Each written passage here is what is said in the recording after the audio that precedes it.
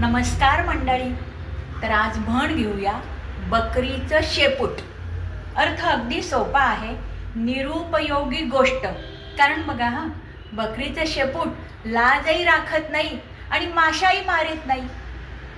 तर काय आहे, सध्या गावातल्या किंवा शहरातल्या पण सगळ्या वृद्धांची परिस्थिती अशीच झालेली आहे. आपल्याला वाटतं की त्यांचा खूप भावनिक आधार आहे, हे आहे, पण त्यांना काय वाटतं माहिती आहे?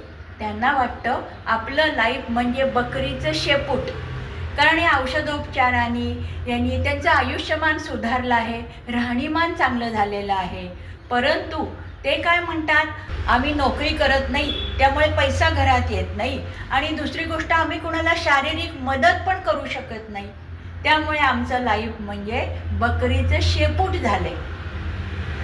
सध्या काय झालंय, मुलांना खेळायला भरपूर जागाच नाहीये. शहरामध्ये जागेची अडचण आणि गर्दी इतकी, पार्किंग कुठे करणार, काय कुठे करणार, म्हणून एका दानशूर माणसानी गावाबाहेर एक मोठी जागा विकत घेतली आणि सगळ्या मुलांना तिथे कुणासाठी बॅडमिंटनचे हॉल बांधले, कुठे बास्केटबॉलचे हॉल बांधले.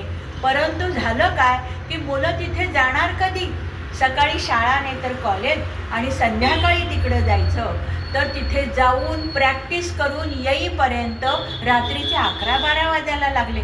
त्यामुळे ते हॉल नुसते बांधून पडले, जणू काही बकरीचं शेपूट, निरुपयोगी.